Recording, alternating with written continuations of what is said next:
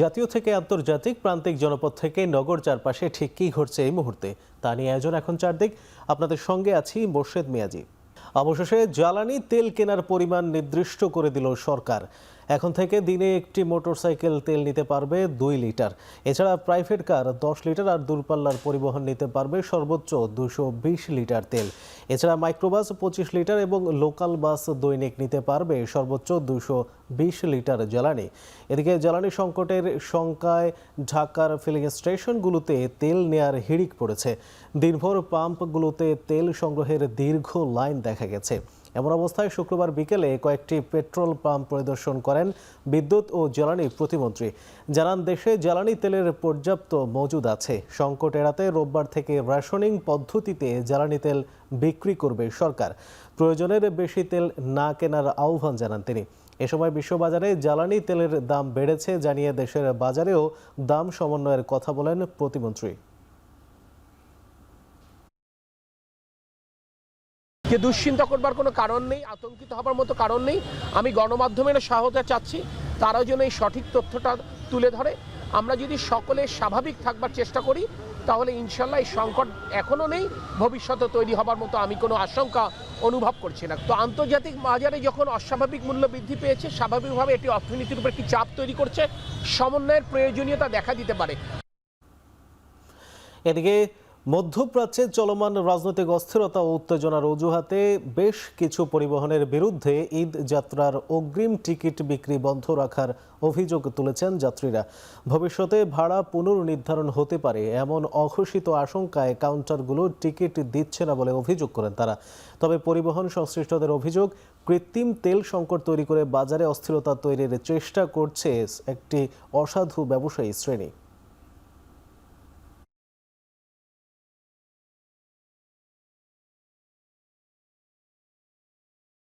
তেলের সংকট দেখা দিচ্ছে সব পাম্পে। মনে করেন যে হয়তো বা 15 দিন ঠিক মতো চালাইলে 15 দিন চলতে পারবে, এছাড়া আর চলতে পারবে না। তেল সংকটের কারণে একদিন বন্ধ ছিল, আমরা টিকিট বিক্রি বন্ধ রাখছিলাম, পরে আবার খুলে দিছে আর আমরাও বিক্রি আবার চালু করছি। তেলের সংকটে আপাতত গাড়ি কিছু কম আসতেছে রাজশাহী থেকে, কিন্তু আহামরি কোনো সমস্যা এরকম দেখা যাচ্ছে না আমাদের। টিকিট তো ছাড়ছে তো আজ 2 দিন হলো, কিন্তু টিকিট এখনই বুক হয়ে গেছে, কিভাবে সম্ভব এটা বুঝতে পারছে না। 18 তারিখে টিকিট পাওয়া যাচ্ছে না ভাই, বলছে যে অগ্রিম বিক্রি হয়ে গেছে আগেই, এই কথা বলতেছে। আন্তর্জাতিক বাজারে জ্বালানি তেলের দাম অস্থিরতা ও সংকটের আশঙ্কায় সীমান্ত এলাকায় তেল পাচারের ঝুঁকি বেড়েছে। এমন পরিস্থিতিতে তেল পাচার প্রতিরোধে হবিগঞ্জ সীমান্তে সর্বোচ্চ সতর্ক অবস্থানে রয়েছে বিজিবি। শুক্রবার সকাল থেকেই 55 বিজিবি হবিগঞ্জ ব্যাটালিয়ন জেলার সীমান্তবর্তী এলাকাগুলোতে নিয়মিত টহল দেওয়া হয়। বিভিন্ন গুরুত্বপূর্ণ পয়েন্টে এবং গোয়েন্দা তৎপরতা জোরদার করা হয়।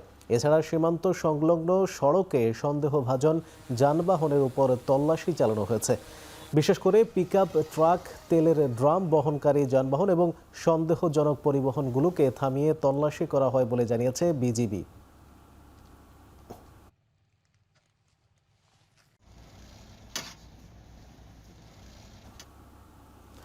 নিঃশর্ত আত্মসমর্পণ ছাড়া ইরানের সঙ্গে কোনো চুক্তি নয়, ট্রুথ সোশ্যাল বার্তায় একথা জানান মার্কিন প্রেসিডেন্ট ডোনাল্ড ট্রাম্প। এদিকে যুদ্ধের 7ম দিনে ইসরায়েলের বেন গুরিয়ন বিমানবন্দরে ক্ষেপণাস্ত্র হামলা চালিয়েছে ইরান। এছাড়া কুয়েতে একটি মার্কিন তেল ট্যাঙ্কারে হামলা চালিয়েছে তেহরান। হামলা হয়েছে কাতারের আল উদেইদ ও কুয়েতের মার্কিন ঘাঁটিতেও। এদিকে শুক্রবার ইরানের শতাধিক ড্রোন ও 9টি ব্যালিস্টিক ক্ষেপণাস্ত্র ভূপাতিতের দাবি আমিরাতের। অন্যদিকে ইরানে নতুন করে হামলা শুরু করেছে ইসরায়েল। এক সপ্তাহের যুদ্ধে ইরানের প্রাণহানি বেড়ে 1300 ছাড়িয়েছে। চলমান পরিস্থিতিতে সংঘাত বন্ধে যুক্তরাষ্ট্র ইসরায়েলে প্রথমে সমঝোতার উদ্যোগ নিতে হবে জানিয়েছে ইরানের প্রেসিডেন্ট। ইরানের পাশাপাশি হিজবুল্লাহকে নির্মূলে লেবাননেও হামলার মাত্রা বাড়িয়েছে ইসরায়েল।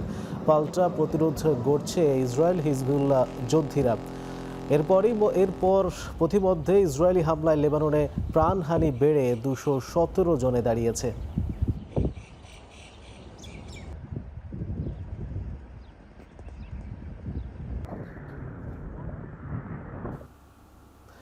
মধ্যপ্রাচ্যে চলমান যুদ্ধের কারণে চট্টগ্রাম বিমানবন্দরে বাতিল হয়েছে 14টি আন্তর্জাতিক ফ্লাইট।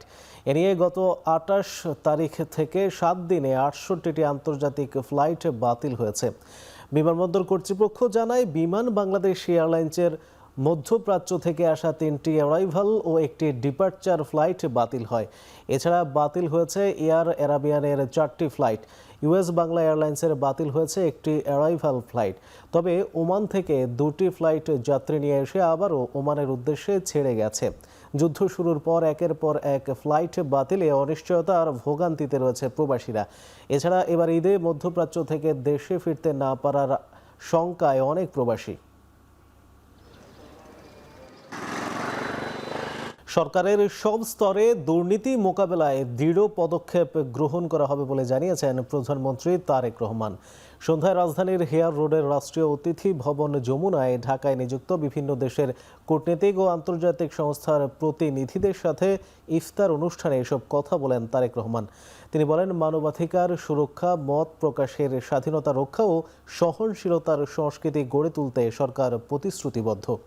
এ সময় জাতিসংঘ সাধারণ পরিষদের 81তম অধিবেশনের সভাপতি পদে বাংলাদেশের প্রার্থী পররাষ্ট্রমন্ত্রী ডক্টর খলিলুর রহমানের প্রতি সমর্থন দিতে ঢাকায় নিযুক্ত কূটনীতিকদের প্রতি আহ্বান জানান প্রধানমন্ত্রী তারেক রহমান। এছাড়া বাংলাদেশের সাথে দ্বিপাক্ষিক সম্পর্কের উন্নয়ন ও পারস্পরিক সহযোগিতার বিষয়েও আলোচনা হয়।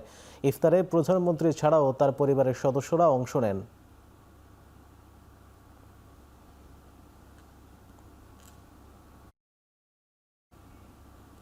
We are equally committed to safeguarding human rights, protecting freedom of expression, and fostering a culture of tolerance.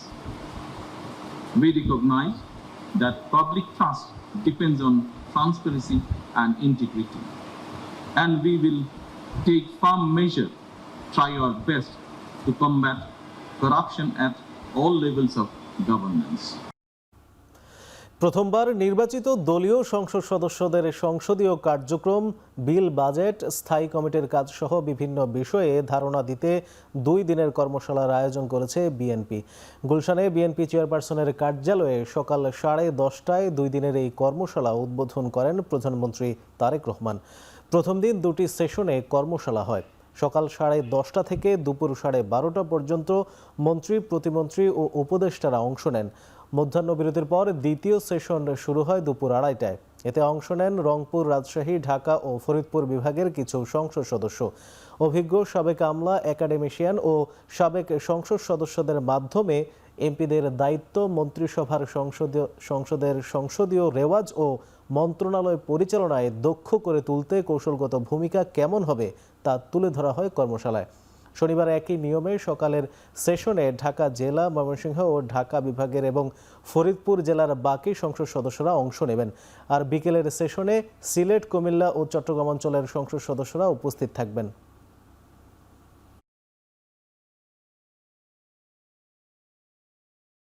আমাদের জাতীয় জীবনের ইতিহাসে এই সংসদকে আমরা স্মরণীয় করে রাখতে চাই, যাতে একটা ছাত্র গণ অভ্যুত্থানের মধ্য দিয়ে নতুন প্রত্যাশা যা সৃষ্টি হয়েছে জনমনে, সেই প্রত্যাশা যাতে আমরা পূরণ করতে পারি। জাতীয় সংসদ সদস্যদেরকে আরও বেশি বিশেষজ্ঞ বানিয়ে সদস্যদের বিশেষজ্ঞ বানা অথবা বিশেষজ্ঞ সদস্য তৈরি করার মধ্য দিয়ে জাতীয় সংসদকে অনেক বেশি স্ট্রেনথেন করা যায়, শক্তিশালী করা যায় এবং জাতীয় সংসদের ভূমিকার মধ্য দিয়ে জাতির প্রতি অনেক বেশি অবদান রাখা যায়। কেউ অন্যায় করে পার পেয়ে যাবে, সেই সুযোগ দেওয়া হবে না। 24 প্রশ্নে কারো সঙ্গে আপোষ করা হবে না বলে জানিয়েছেন জামায়াত ইসলামীর আমির ও বিরোধী দলীয় নেতা ডাক্তার শফিকুর রহমান। সন্ধ্যায় রাজধানীর একটি হোটেলে খেলাফত মজলিসের ইফতার মাহফিলে প্রধান অতিথির বক্তব্যে একথা বলেন জামায়াত আমির। বলেন, জুলাই অভ্যুত্থান হয়েছে বলেই অন্তর্বর্তী সরকার গঠন এবং 2026-এর জাতীয় নির্বাচন হয়েছে। জীবন দিয়ে হলেও এই অভ্যুত্থান রক্ষা করতে হবে। অনুষ্ঠানে সার্জিস আলম বলেন, স্থানীয় নির্বাচনে জাতীয় ঐক্যকে ধরে রাখতে হবে। এ সময় ত্রয়োদশ জাতীয় সংসদ নির্বাচনে 50টির বেশি আসনে 11 দলীয় জোটের প্রার্থীকে হারিয়ে দেওয়া হয়েছে বলেও অভিযোগ করেন সার্জিস আলম।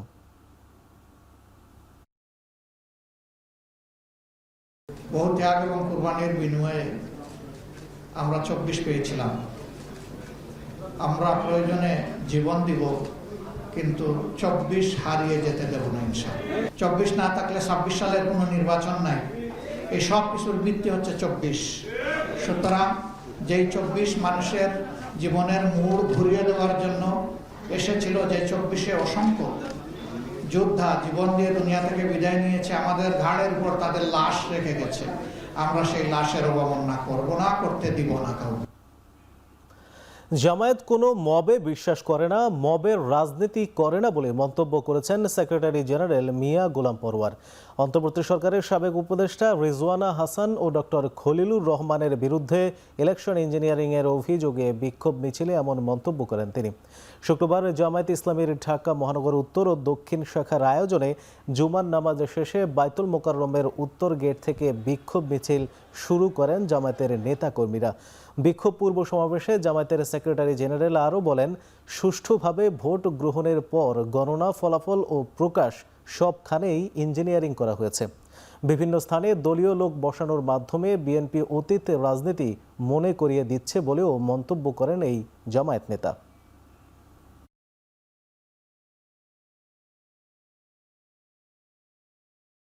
আপনি হয়তো কেন আপনি জামাত শিবিরকে দায়ী থাকতে হবে এই কথাটাকে আমি মনে করি একটা উস্কানিমূলক কথা।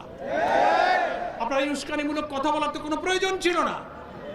জামাত ইসলামী তো কোনো মবকে বিশ্বাস করে না, জামাত ইসলামী কোনো মবের রাজনীতি করে না। আপনিও একজন সাবেক উপদেষ্টা হিসাবে জামাত ইসলামী নেতৃবৃন্দের আচরণ কর্মসূচির সঙ্গে আপনি পরিচিত। এত বড় একটা ইঞ্জিনিয়ারিং হলো আর আপনি বললেন যে আমরা এই স্পেন স্টিমে আসতে দেয়নি। আপনার কথাই তো সাক্ষী দেয় যে আপনি আমাদেরকে নির্বাচনে মেজরিটি হতে বাধা দিয়েছেন। হাজারো মানুষের রক্তের বিনিময়ে গণতান্ত্রিক ধারায় ফিরেছে বাংলাদেশ। জনগণের ভোটে নির্বাচিত সরকার জনগণের পাশেই আছে বলে মন্তব্য করেছেন রাষ্ট্রপতি মোহাম্মদ শাহাবুদ্দিন। সকালে রাজধানীর ওসমানী মিলনায়তনে জাতীয় পার্ট দিবস উপলক্ষে আয়োজিত অনুষ্ঠানে কথা বলেন রাষ্ট্রপতি। বলেন, নতুন সরকার দায়িত্ব গ্রহণের 10 দিনের মাথায় কৃষি ঋণ মওকুফ এক যুগান্তকারী সিদ্ধান্ত। গণতান্ত্রিক সরকারের প্রথম ও প্রধান অগ্রাধিকার কর্মসংস্থান তৈরি, তাই 1 কোটি মানুষকে কর্মসংস্থানের সুযোগ করবে সরকার। রাষ্ট্রপতি বলেন, বৈশ্বিক জলবায়ু পরিবর্তন, প্লাস্টিক পণ্যের কারণে পাটজাত পণ্যের ব্যবহার বহুগুণ বৃদ্ধি পাচ্ছে। সে সুযোগ বাংলাদেশকে কাজে লাগাতে হবে। তাই বিশ্ববাজারে কাঁচা পাট ও পণ্যের চাহিদার দিকে লক্ষ্য রেখে সরকার পাটজাত পণ্য উৎপাদনে মনোযোগী হবে। আগামী 1 বৈশাখে সরকার কৃষক কার্ড বিতরণ করবে বলে জানান রাষ্ট্রপতি মোহাম্মদ শাহাবুদ্দিন।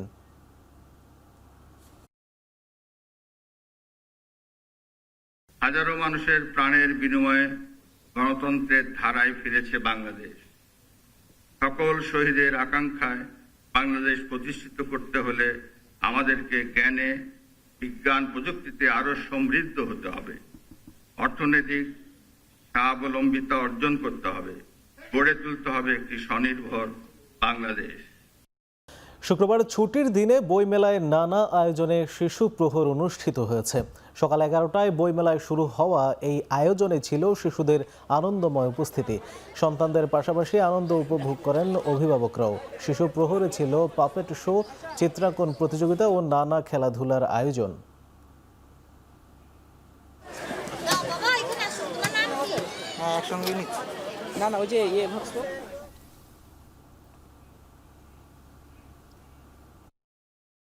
আমি ফুল পাখির ছবি আঁকতে পারি। আমার মেলায় এসে খুব ভালো লাগছে। আমি মানুষের ছবি আঁকাচ্ছি। আমি হলো বন্ধুদের সাথে আগে খেললাম, খুব ভালো লাগছে। ওর অনেক উৎসাহ বইমেলায় আসার, প্রতিবারই চেষ্টা করি বাচ্চাদেরকে নিয়ে আসার। আর আজকে মানে এই রোজার মধ্যেও সময় করে নিয়ে আসছি বাচ্চাকে আনন্দ দেওয়ার জন্য। বিভিন্ন জায়গায় অংশগ্রহণ করছে, ছবি তুলছে। এখনো বই কেনা শুরু করিনি। পৃথিবীটাকে যদি সুন্দর করতে চাই আমরা, তাহলে অবশ্যই প্রথমে শিশুর মনটাকে পরিশুদ্ধ করতে হবে। সেই চিন্তা থেকে আমি শিশুদের জন্য লেখার চেষ্টা করি আর কি। রাজধানীর তুরাগ কামারপাড়া এলাকার একটি বাসায় গ্যাস লিকেজ থেকে বিস্ফোরণে নারী শিশুসহ অন্তত 10 জন দগ্ধ হয়েছেন। এদের মধ্যে 7 জনের অবস্থা আশঙ্কাজনক। আহতদের জাতীয় বার্ন ও প্লাস্টিক সার্জারি ইনস্টিটিউটে ভর্তি করা হয়েছে। শুক্রবার ভোর 4টার দিকে 10 নম্বর সেক্টর কবরস্থান রোডের একটি বিল্ডিংয়ের 2য় তলায় এই দুর্ঘটনা ঘটে। দগ্ধদের মধ্যে একই পরিবারের 9 সদস্য রয়েছেন। চিকিৎসকরা জানিয়েছেন, দগ্ধ প্রায় সবারই শ্বাসনালী পুড়ে গেছে। প্রাথমিকভাবে গ্যাস লিকেজ থেকেই বিস্ফোরণ বলে দাবি পরিবারের সদস্যদের।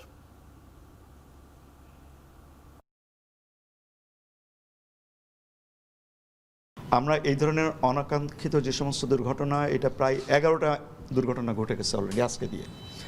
তো এই দুর্ঘটনাগুলো যখন ঘটে তখন আসলে আমাদের কাছে যখন আসে, অধিকাংশ ক্ষেত্রে এমন অবস্থায় কিছু কিছু পেশেন্ট আসে যে আমরা খুব বেশি হেল্প করতে পারি না।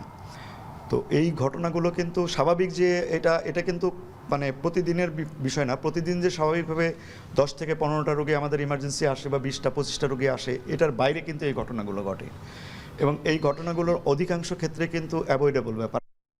বান্দরবানের নাইক্ষংছড়ি সীমান্তে স্থল মাইন বিস্ফোরণে এক কাঠুরিয়ার পা বিচ্ছিন্ন হয়ে গেছে। শুক্রবার বাংলাদেশ মিয়ানমার সীমান্তের 51-52 নম্বর পিলারে মাঝে বাটনাতলায় এই ঘটনা ঘটে। আহত ব্যক্তির নাম আব্দুল জব্বার, তিনি রামুর বাসিন্দা। স্থানীয়রা জানায়, সীমান্তের 51 থেকে 52 নম্বর পিলারের বাটনাতলায় গাছ কাটার জন্য যান কয়েকজন ব্যক্তি।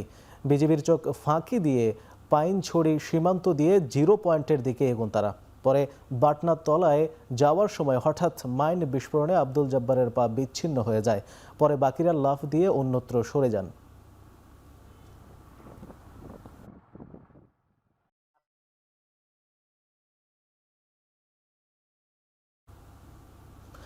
জামালপুর শহরের দড়িপাড়া মণ্ডলপাড়া এলাকায় স্ত্রীকে পুড়িয়ে হত্যার অভিযোগে সুপ্রিম কোর্টের এক আইনজীবীকে গ্রেপ্তার করেছে পুলিশ। শুক্রবার গভীর রাতে এই ঘটনা ঘটে। পুলিশ জানায়, দীর্ঘদিন ধরে মাদকাসক্তির কারণে দাম্পত্য জীবনে অশান্তি চলছিল তাদের মধ্যে। পরিবারের সদস্যদের দাবি, বৃহস্পতিবার রাতে বাবার বাড়ি থেকে স্বামীর বাসায় ফেরেন তাহমিনা আক্তার তানিয়া। পরে গভীর রাতে তার মৃত্যুর খবর পান স্বজনরা। এদিকে স্থানীয়রা জানান, রাত 1:30টার দিকে বাসা থেকে ধোঁয়া বের হতে দেখে তারা এগিয়ে যান। জানালার কাঁচ ভেঙে ভেতরে তাকালে খাটের উপর দগ্ধ অবস্থায় তানিয়ার মরদেহ দেখতে পান তারা। খবর পেয়ে ফায়ার সার্ভিস ও পুলিশ ঘটনাস্থলে গিয়ে আগুন নিয়ন্ত্রণে আনে এবং মরদেহ উদ্ধার করে। পুলিশ তাৎক্ষণিক অভিযান চালিয়ে অভিযুক্ত স্বামী হোসেন মোহাম্মদ তাইফুরকে গ্রেপ্তার করেছে। প্রাথমিকভাবে এটি পারিবারিক কলহের জেরে ঘটেছে বলে ধারণা করা হচ্ছে। ঘটনায় পরবর্তী আইনগত ব্যবস্থা নেওয়া হচ্ছে বলে জানিয়েছে পুলিশ।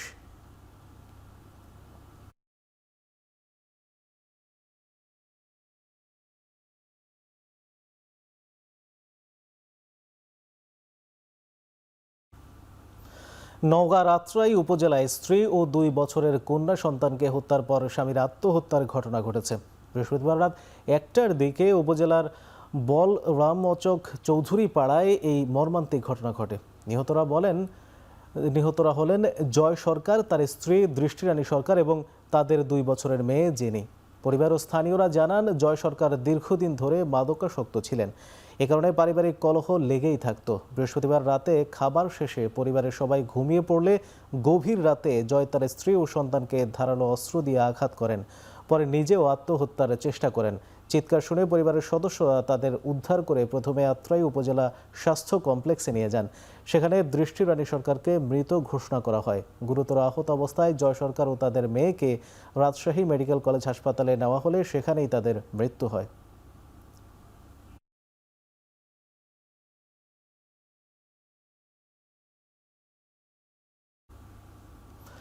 কিশোরগঞ্জে পাগলা মসজিদে সংবাদ সংগ্রহের সময় 2 সাংবাদিকের উপর হামলার প্রতিবাদে মানববন্ধন করেছে জেলা সাংবাদিকরা।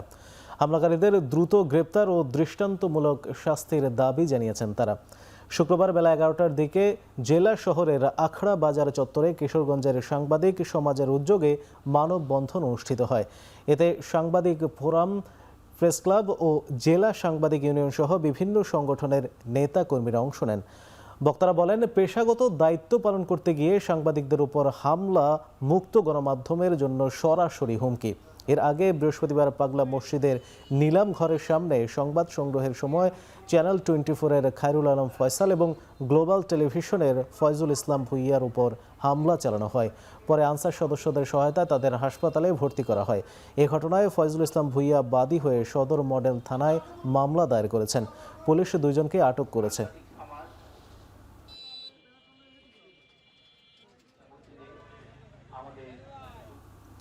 নারায়ণগঞ্জের সিদ্ধিরগঞ্জে অভিযান চালিয়ে মাদক কারবারি সহ ৩৪ আসামিকে গ্রেপ্তার করেছে পুলিশ। বৃহস্পতিবার রাত থেকে শুক্রবার সকাল পর্যন্ত সিদ্ধিরগঞ্জ থানার বিভিন্ন স্থানে অভিযান চালিয়ে পুলিশ তাদের গ্রেপ্তার করে। এ সময় তাদের কাছ থেকে বিভিন্ন মাদক উদ্ধার করা হয়। গ্রেপ্তার ৩৪ আসামিকে আদালতে সোপর্দ করা হয়েছে। মাদক কারবারি, মাদক সেবী ও ছিনতাইকারীদের বিরুদ্ধে অভিযান অব্যাহত থাকবে বলে জানিয়েছে পুলিশ।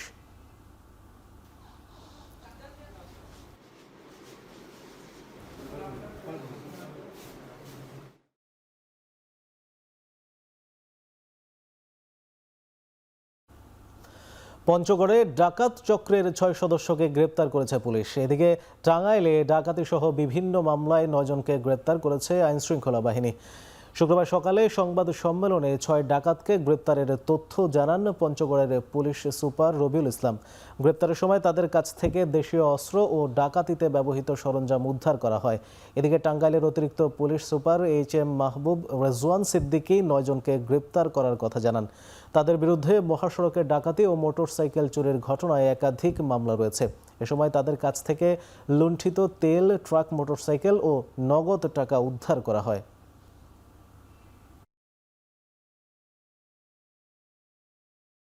জানলার গ্রিল ভেঙে বাড়িতে প্রবেশ করে এবং বাড়ির সদস্যদেরকে অস্ত্রের মুখে জিম্মি করে তাদের বর্ণনা মতে 2,20,000 টাকা, 8 ভরি ওজনের বিভিন্ন ধরনের স্বর্ণালংকার এবং একটি অ্যান্ড্রয়েড মোবাইল ফোন ডাকাতি করে নিয়ে যায়।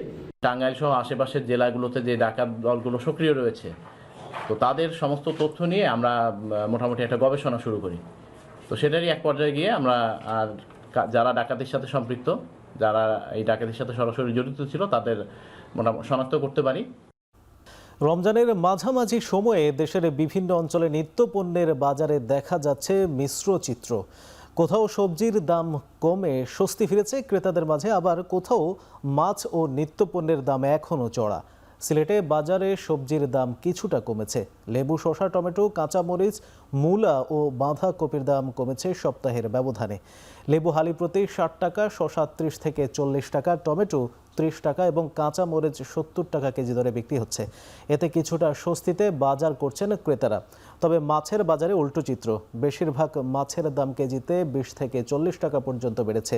রুই মাছ বিক্রি হচ্ছে 400 থেকে 450 টাকা, ইলিশ 2800 থেকে 3000 টাকা এবং বোয়াল 750 টাকা থেকে 1000 টাকা পর্যন্ত। অন্যদিকে ময়মনসিংহে বেশিরভাগ নিত্যপণ্যের দাম অপরিবর্তিত থাকলেও এখনও চড়া দামে বিক্রি হচ্ছে মশলা ও ডালসহ বিভিন্ন পণ্য।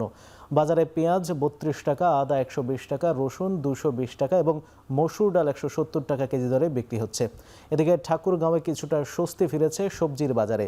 কাঁচা মরিচের দাম কমে 70 থেকে 80 টাকায় নেমেছে। এছাড়া আলু, টমেটো, শিম ও ফুলকপি সহ বেশিরভাগ সবজি 100 টাকার নিচেই বিক্রি হচ্ছে। সরবরাহ বাড়ায় সবজির দাম কমেছে বলে জানিয়েছে বিক্রেতারা।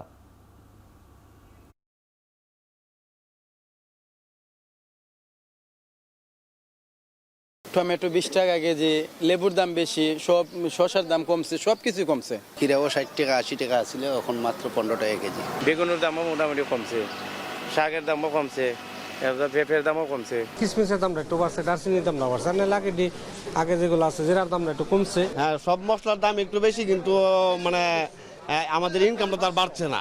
একটু কমই মনে হচ্ছে। যেটা দেখলাম যে মরিচ নিলাম 80 টাকা কেজি, বিগত দিনে নিয়েছিলাম 140 টাকা। আসলে কৃষকের মাল এখন বাজারে প্রচুর আমদানি, গ্রাহক কম, এর জন্য দাম ঠাকুরগাঁও বাজারে অনেক দাম কম কাঁচা।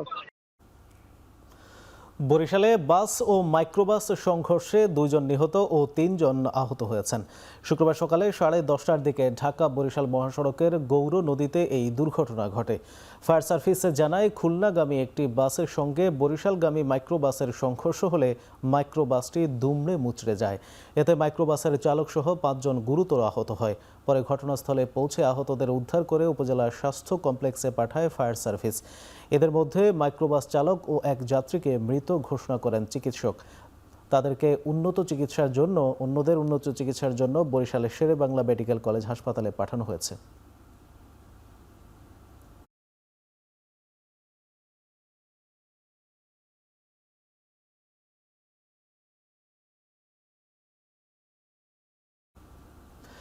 নাটোরে ঘরে লাগা আগুনে পুড়ে এক নারীর মৃত্যু হয়েছে। আর অতিরিক্ত মদ্যপানের পর পুকুরে পড়ে এক আদিবাসী যুবকের মৃত্যু হয়েছে। পুলিশ জানায় বৃহস্পতিবার রাতে নলডাঙ্গা উপজেলার মমিনপুর গ্রামে নিজ ঘরে জ্বালানো কয়েল থেকে আগুন লেগে এক নারী দগ্ধ হয়। পরে তাকে উদ্ধার করে সদর হাসপাতালে ভর্তি করা হলে সকালে তার মৃত্যু হয়। আর সদর উপজেলা গোকুলনগর এলাকায় বিয়ের আসরে অতিরিক্ত মদ্যপানে নিয়ন্ত্রণ হারিয়ে পুকুরে পড়ে মৃত্যু হয় একজনের। মরদেহ দুটি সদর হাসপাতাল মর্গে নেওয়া হয়।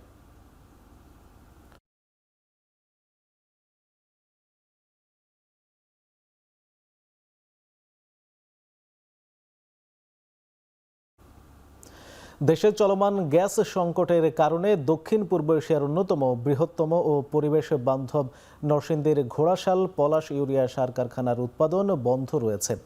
শুক্রবার সকালে এই তথ্য নিশ্চিত করেন কারখানাটির প্রকল্প পরিচালক সাইদুর রহমান। তিনি বলেন, 4 মার্চ থেকে ঘোড়াশাল পলাশ ইউরিয়া সার কারখানা সহ দেশে আরও কয়েকটি কারখানা বন্ধ রয়েছে।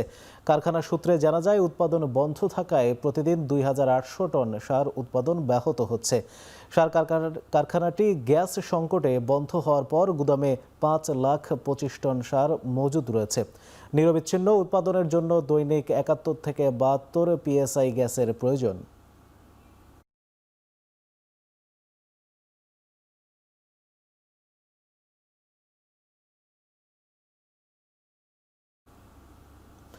শিল্পকলা একাডেমির 2026-এর অধ্যাদেশে আবৃত্তি শিল্পীকে বিভাগ হিসেবে না রাখা ও গুরুত্ব না দেওয়ার প্রতিবাদে চট্টগ্রামে সংবাদ সম্মেলন করেছেন সংস্কৃতি কর্মীরা। শুক্রবার সকালে চট্টগ্রাম প্রেস ক্লাবে এই সংবাদ সম্মেলনে অংশ নেন কয়েকশো আবৃত্তি শিল্পী ও সাংস্কৃতিক সংগঠক।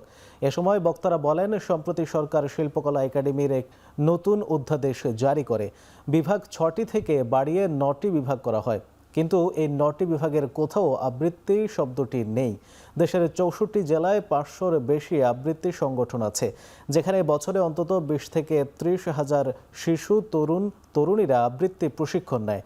সংস্কৃতি, যোগাযোগ দক্ষতা ও সমাজ পরিবর্তনের এই গুরুত্বপূর্ণ হাতিয়ারকে অবহেলা করায় ক্ষোভ প্রকাশ করেন সাংস্কৃতিক সংগঠকরা।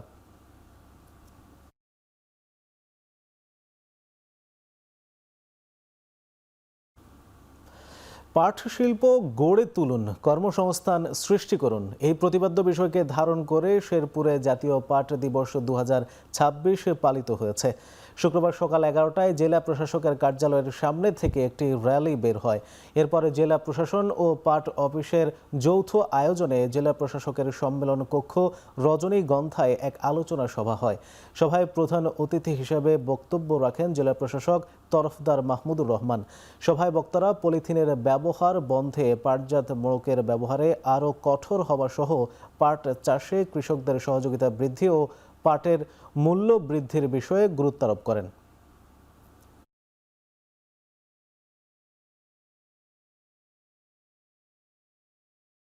এবার আন্তর্জাতিক প্রসঙ্গ। ইরান যুদ্ধের প্রথম 100 ঘন্টায় ওয়াশিংটনের $370 কোটি খরচ হয়েছে বলে ধারণা করছে centre for strategic and international studies CSIS। এদিকে রেড ক্রিসেন্টের দেয়া তথ্য বলছে, মার্কিন ইসরায়েলি হামলায় ইরানে এখন পর্যন্ত 3,643টি বেসামরিক স্থাপনা ক্ষতিগ্রস্ত হয়েছে। আর জাতিসংঘের শিশু বিষয়ক সংস্থা ইউনিসেফের দেয়া তথ্য বলছে, শনিবার মার্কিন ইসরায়েলি হামলা শুরুর পর ইরানে 181 শিশুসহ মধ্যপ্রাচ্যে প্রায় 200 শিশু নিহত হয়েছে।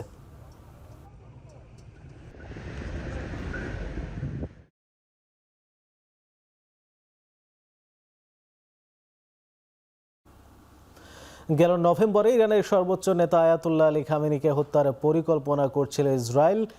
N12 চ্যানেলকে দেয়া সাক্ষাৎকারে এই কথা জানান ইসরায়েলি প্রতিরক্ষা মন্ত্রী ইসরায়েল কাটজ। তিনি আরও জানান, 6 মাস পর ইরানের বিরুদ্ধে অভিযান চালানোর পরিকল্পনা ছিল। গেল শনিবার শুরু হওয়া মার্কিন ইসরায়েলি বিমান হামলায় প্রাণ হারান ইরানের সবচেয়ে ক্ষমতাধর ব্যক্তি খামেনি। তাদের অভিযানে এরই মধ্যে মারা গেছেন ইরানের বেশ কয়েকজন শীর্ষ নেতা। ইসরায়েলি প্রতিরক্ষা মন্ত্রী জানান, প্রধানমন্ত্রী একটি জরুরি বৈঠক ডেকে খামেনিকে হত্যার পরিকল্পনা করেন। এরপর থেকেই শুরু হয় হত্যার মূল পরিকল্পনা। তবে ইরানি হামলার পেছনে ইসরায়েলের যুক্তি ছিল তাদের পারমাণবিক কর্মসূচি ও ব্যালিস্টিক ক্ষেপণাস্ত্র প্রকল্প বন্ধ করা।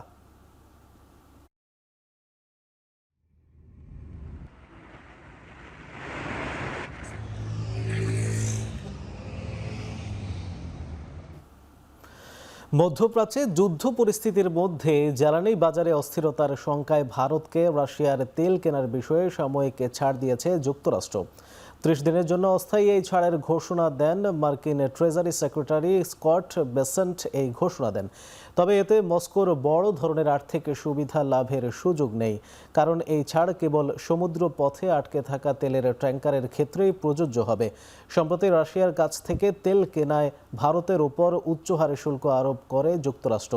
যুদ্ধের প্রভাবে হরমুজ প্রণালীতে জ্বালানি সরবরাহ বিঘ্নিত হওয়ায় বিশ্বব্যাপী জ্বালানি তেলের সংকট দেখা দেওয়ার আশঙ্কা তৈরি হয়েছে।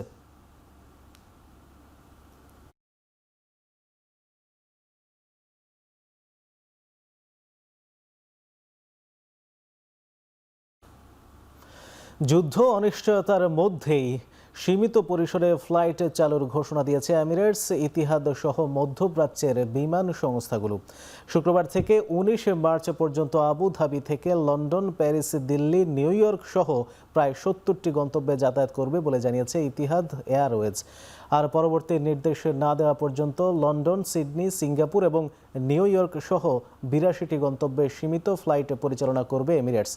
তবে দুবাইতে কানেক্টিং ফ্লাইটটি সচল থাকলেই কেবল ট্রানজিট নেওয়া যাত্রীরা গন্তব্যে যেতে পারবেন বলে জানিয়েছে এমিরেটস এয়ারলাইন্স।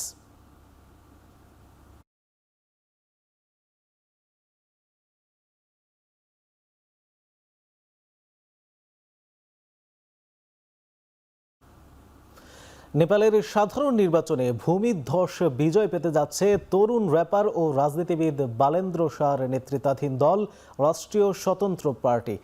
এখন পর্যন্ত প্রাথমিক ভোট গণনায় 110টি আসনে এগিয়ে আছে দলটি। আলোচিত ঝাপা 5 সংসদীয় আসনেও এগিয়ে শাহ। এদিকে মাত্র একটি আসনে জয় নিশ্চিত করেছে গগন থাপার নেপালি কংগ্রেস। ভোট গণনায় ধরাশায়ী নেপালের ক্ষমতাচ্যুত প্রধানমন্ত্রী কেপি শর্মা ওলির দল সিপিএম ইউএমএল মাত্র 7 আসনে এগিয়ে দলটি। নেপালের জেনজি অভ্যুত্থান পরবর্তী প্রথম নির্বাচনে বৃহস্পতিবার ভোট পড়ে প্রায় 60%। এবার পার্লামেন্টের 165টি আসনের লড়াইয়ে প্রতিদ্বন্দ্বিতা করছে 67টি রাজনৈতিক দল।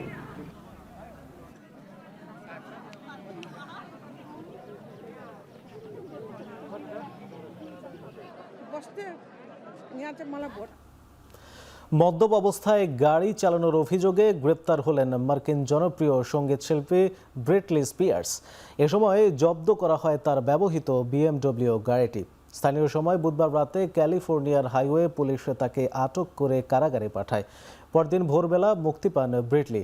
আগামী 4 মে তাকে আদালতে হাজিরা দিতে হবে। তবে মামলার নথিতে গ্রেপ্তারের কারণ স্পষ্ট করা হয়নি। এ বিষয়ে যথাযথ আইনি পদক্ষেপ নেওয়ার কথা জানিয়েছেন মার্কিন এই পপ তারকা। বিষয়টি এখনও তদন্তনাধীন। কারাগারে তাকে সেলিব্রিটি হিসেবেও তালিকাভুক্ত করা হয়েছিল। এই ঘটনার পর ইনস্টাগ্রাম থেকে নিজের অ্যাকাউন্ট মুছে ফেলেন ব্রিটনি স্পিয়ার্স।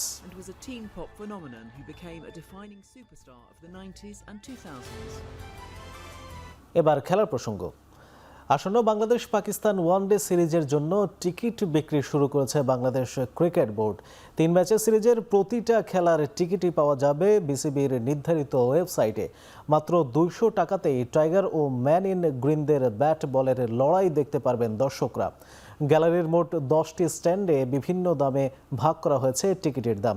সবচেয়ে কম দামি স্ট্যান্ড গ্যালারির টিকিট আর সর্বোচ্চ 2000 টাকা ধরা হয়েছে গ্র্যান্ড স্ট্যান্ডের সিটের মূল্য। মিডিয়া ব্লক ও ইন্টারন্যাশনাল গ্যালারির কর্পোরেট ব্লকের সাউথ এর টিকিটের মূল্য ধরা হয়েছে 1000 টাকা। তবে ইন্টারন্যাশনাল লাউঞ্জ সাউথ কর্পোরেট ব্লকের টিকিটের দাম ধরা হয়েছে 1200 টাকা। এছাড়া শহীদ মোশতাক স্ট্যান্ড ও শহীদ জুয়েল স্ট্যান্ডের টিকিট পাওয়া যাবে 600 টাকায়। আর আবু সাইদ স্ট্যান্ড ও নর্দার্ন গ্যালারির টিকিটের মূল্য 400 টাকা। সিরিজের প্রথম ম্যাচ শুরু হবে 11 মার্চ দুপুর 2:15।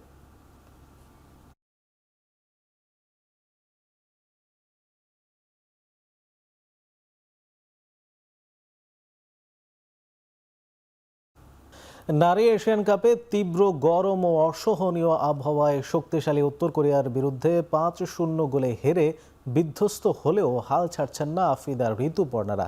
ম্যাচ শেষে বাংলাদেশের অধিনায়ক জানান, শেষ ম্যাচে উজবেকিস্তানের বিপক্ষে ভালো কিছু উপহার দিতে চায় দল। বড় হারের পরও মেয়েদের পাশে দাঁড়িয়েছেন কোচ পিটার বাটলার। এমন হার অসম্মানজনক নয় বলে মনে করেন তিনি।